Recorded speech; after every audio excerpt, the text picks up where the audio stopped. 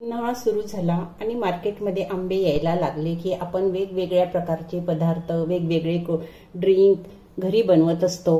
त्यातलंच एक छान असं मस्त थंडगार ड्रिंक आपण आज बनवणार आहोत, ते म्हणजे मँगो फ्रुटी। अगदी कमी खर्चामध्ये घरच्या घरी बिलकुल बाहेर विकतच्या सारखं 100% परफेक्ट मँगो फ्रुटी घरी आपण सहज बनवू शकतो। नमस्कार, स्वागत आहे आपल्या सर्वांचं माझ्या किचनमध्ये। बघून आपण समजूनच गेला की मी आज काय बनवत आहे। उन्हाळा म्हटलं की सर्वांनाच थंड थंड खावंसं प्यावंसं वाटतं। ही मी बनवली आहे मुलांच्या आवडीची mango Frooti. Perfect colour, perfect texture आणि ही मँगो फ्रुटी तुम्ही 10 दिवस बाहेर आणि फ्रीजमध्ये 1 महिना आरामात स्टोअर करून ठेवू शकता। यासाठी लागणारा जो पल्प मी बनवला आहे, आपण व्हिडिओ बघितल्यानंतर आपल्याला कळेलच, तो पल्प तुम्ही 1 वर्ष सुद्धा स्टोअर करून ठेवू शकता, त्याला काहीही होत नाही। त्यासाठी आपण पूर्ण व्हिडिओ बघा माझा, आणि माझी रेसिपी आवडल्यास माझ्या चॅनलला सबस्क्राइब केलं नसेल तर सबस्क्राइब करायला विसरू नका आणि व्हिडिओला लाईक करा। तर आपण सुद्धा नक्की बनवा थंडगार आणि टेस्टी मँगो फ्रुटी। चला तर मग रेसिपीला सुरुवात करूया। फ्रुटी बनवण्यासाठी घेतले आहेत मी हे 2 हापूस आंबे आणि ती 1 तोतापुरी कैरी। आंबा तुम्ही कुठलाही घेऊ शकता आणि कैरी सुद्धा तुम्ही कुठलीही घेऊ शकता। हापूस आंब्याचं मात्र एक असतं की याचा कलर आणि याची टेस्ट मात्र खूप छान असते, त्याच्यामुळे मी हा आंबा वापरत आहे।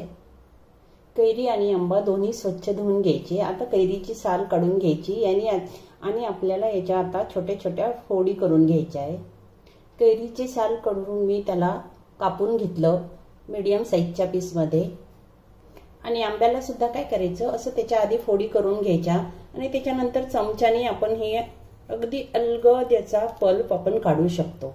ही खूप इझी आहे पद्धत, त्याच्यामुळे मी ही वापरते। किंवा मग तुम्ही ही साल आहे ही सुद्धा आधी काढून चाकूने सुद्धा कापून घेऊ शकता, तुम्हाला जसं सोयीस्कर वाटेल तसं तुम्ही करा। मँगो फ्रुटी बनवताना मँगो फ्रुटीला सर्वात जास्त चांगली टेस्ट येत असेल तर ती कैरीमुळे येते, कारण कैरी ही आंबट असते आणि मँगो फ्रुटी छान आंबट गोड लागतं। आंबा काय होतो कधी कधी खूपच गोड असतो, त्याच्यामुळे मग त्याला पाहिजे तेवढी अशी टेस्ट येत नाही, त्याच्यामुळे हे 2 असं कॉम्बिनेशन करायचं असतं। हे आता मिक्सरमधनं काढून घ्यायचंय। मिक्सरच्या भांड्यामध्ये मी या सर्व कैरीच्या फोडी टाकते। याला आता मिक्सरमधून फिरवून घेऊ। हवं असेल तर तुम्ही थोडंसं पाणी सुद्धा वापरू शकता।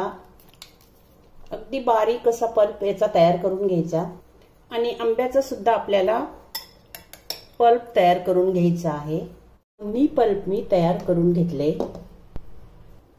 गॅसवर कढई ठेवली मी। आता कढईमध्ये हा पल्प आपण ओतून घ्यायचा आंब्याचा, यातच टाकायचा हा कैरीचा पण पल्प। मीडियम फ्लेमवर आता आपण हे छान शिजवून घेऊया।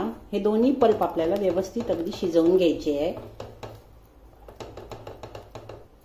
इथे मी हापूस आंबा वापरल्यामुळे ऑलरेडी कलर एवढा सुंदर आलाय की आपल्याला यात फ्रूट कलर वगैरे घालायची काहीही गरज नाही। तुम्ही जो आंबा वापरत असाल त्याला जर कलर नसेल चांगला तर तुम्ही थोडासा फ्रूट कलर यात घालू शकता, काहीही हरकत नाही। हा पल्प थोडा गरम झाल्यानंतर यात आपण आता साखर घालायची आहे। पल्प आता गरम झाला, त्यात घालते मी 250 ml च्या कपाने 1 कप साखर। साखर सुद्धा तुम्ही कमी जास्त करू शकता, कारण आंबा जर जास्त आंबट असेल तर तुम्हाला साखरेचं प्रमाण वाढवावं लागेल, आणि आंबा जर गोड असेल तर मग तुम्ही साखर एवढी घेतली तरी चालते। मी जितकी घेतली आहे तितकी। हे छान आता व्यवस्थित मिक्स करून घ्यायचं। याला अगदी चकाकी येईपर्यंत छान उकळू द्यायचं। साखर टाकल्यानंतर थोडंसं आपल्याला हा पल्प पातळ झालेला दिसेल, लक्षात आलंच असेल आपल्या। साखरेचं पाणी सुटतं आणि पल्प मग नंतर थोडासा पातळ होतो। अगदी स्मूथ अशी आंब्याची आणि कैरीची पेस्ट तयार केली आहे मी। कुठे सुद्धा थोडंसं सुद्धा आंबा किंवा कैरीची फोड दिसत नाहीये।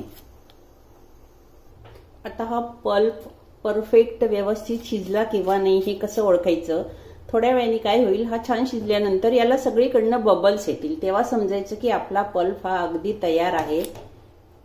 कमीत कमी 6 ते 7 मिनिट लागतात।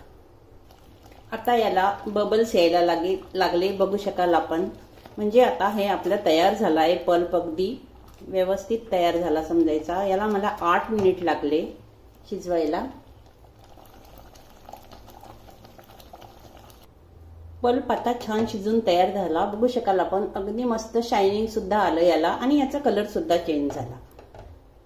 आता मी याच्यामध्ये टाकणार आहे अर्धा टीस्पून व्हिनेगर. कारण व्हिनेगर टाकल्यामुळे काय होतं, याचं सेल्फ लाईफ वाढतं आणि तुम्हाला हे जर तेव्हाच्या तेव्हा वापरायचं असेल पूर्ण तर तुम्ही व्हिनेगर नाही टाकलं तरी चालतं. अर्धा टीस्पून व्हिनेगर. आणि तुमच्याकडे व्हिनेगर नसेल तर तुम्ही अर्ध्या लिंबाचा रस सुद्धा टाकू शकता याच्यामध्ये. आता हा पल्प आपण पूर्ण थंड करून घ्यायचा आहे. एक बाउल घेतला मी. आता आपल्याला पल्प पूर्ण गाळून घ्यायचा आहे गाळणीने. पल्पला आता थोडं चमच्याने फिरवून घ्यायचं म्हणजे व्यवस्थित सर्व पल्प खाली पडेल. पल्प सगळा गाळून घेतला मी. हा जो पल्प आपण तयार केला आहे हा पल्प तुम्ही फ्रीज मध्ये 1 वर्ष स्टोअर करून ठेवू शकता. कारण याच्यामध्ये आपण पाण्याचा थोडा सुद्धा वापर केलेला नाहीये.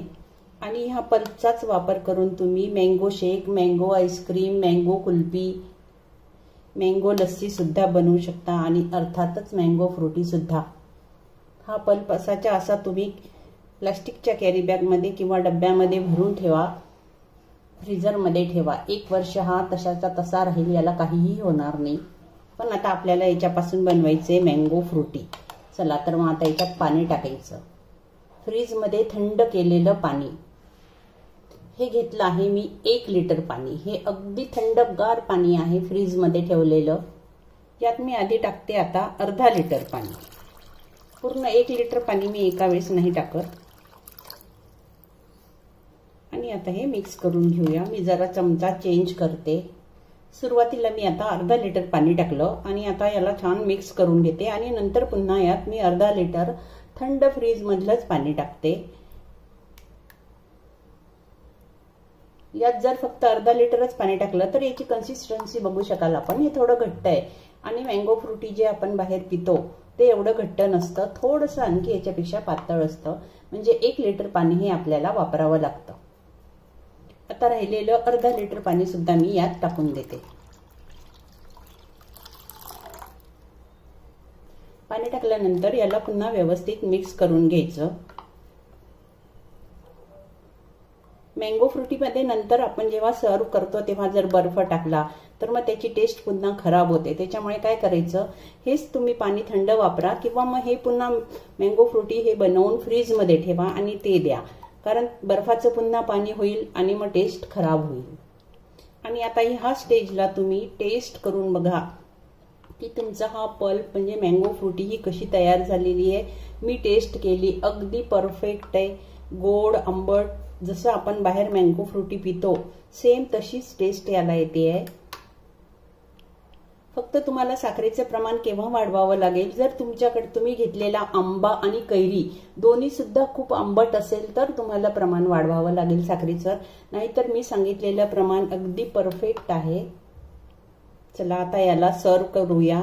याला फ्रीजमध्ये ठेवायची गरज नाही कारण मी ऑलरेडी थंड पाणी वापरलेलं आहे. जर तुम्ही थंड पाणी वापरलं नसेल तर याला थोड्या वेळ तुम्ही फ्रीजमध्ये ठेवा. आता याला आपण सर्व करून घ्यायचे. तयार झालं आपलं अगदी मार्केटपेक्षाही चांगलं टेस्टी थंडगार मँगो फ्रुटी. बघू शकाल आपण कलर सुद्धा किती छान आला. यात मी कुठलाही कृत्रिम कलर घातलेला नाहीये. तुम्ही सुद्धा एकदा नक्की या पद्धतीने बनवून बघा. तर आपण सुद्धा नक्की बनवा आणि उन्हाळा एन्जॉय करा. मुलं तर अगदी खुश होतात. याची टेस्ट जर बघितली तर अगदी अप्रतिम अशी टेस्ट आहे. पुन्हा भेटूया अशाच एक छानशा रेसिपीसह. तोपर्यंत धन्यवाद.